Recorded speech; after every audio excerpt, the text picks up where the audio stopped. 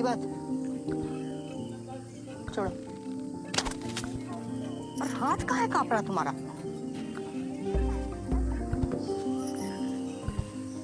नीचे लाओ, नीचे लाओ। अभी धनुष की तरह खींचो, आंख से मिलाकर। क्या दिख रहा है? आम। आम के ऊपर डंठल में निशाना लगाओ।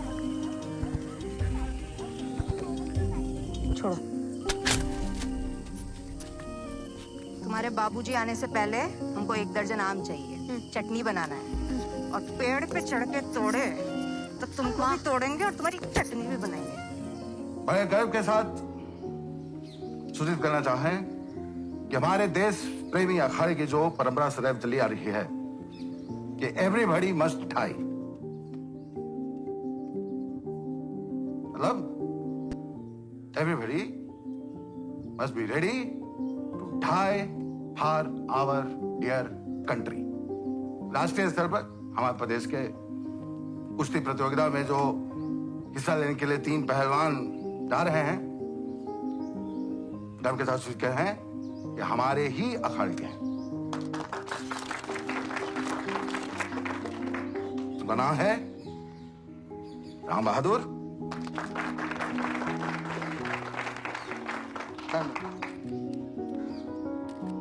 छेरा यादव,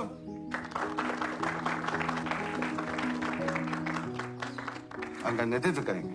के बाद फिर सुनील प्रसाद।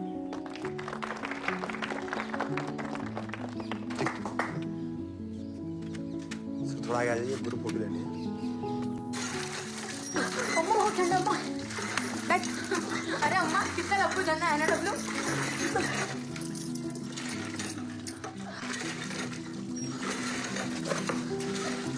इधर का, इधर का।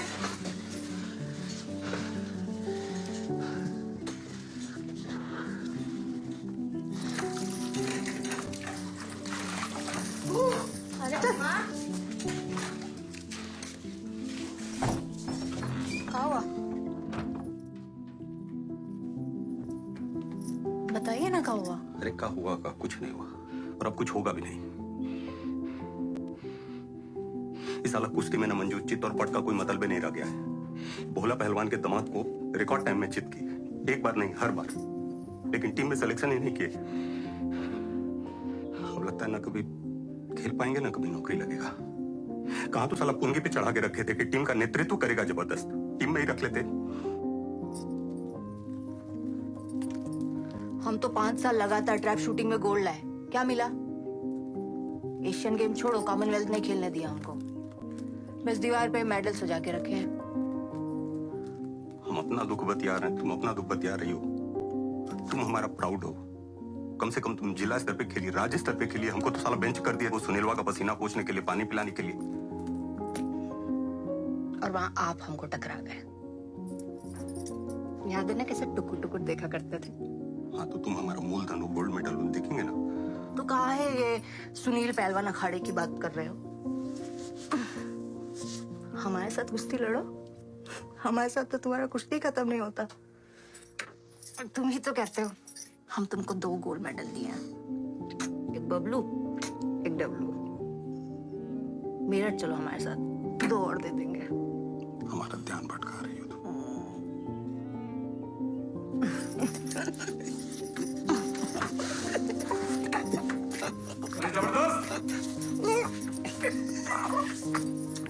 गिर जाओगी। अरे भाई कहते ना तुमसे, साला सुनील पहलवान से आ जाओ, कम से कम टीम में तो आ ही जाओगे।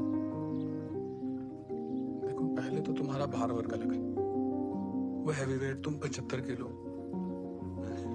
और फिर भी साला रोज सोटा उठा के पटक देते हो। अब सबके सामने कप्तान की ऐसी बेइज्जती करोगे तो भोला पहलवान तुम्हें भर्ती तो खिलाएगा नहीं, नाराज ही होगा। दामाद है उसका भाई।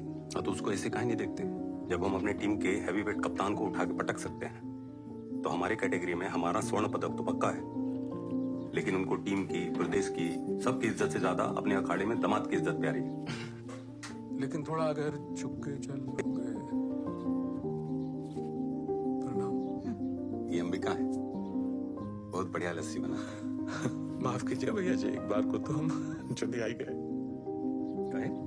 अरे भौजी से सुंदर और तुम पूरे कानपुर देहात का परदेश में नहीं देखे भाई। नजर उतरवा लीजिएगा।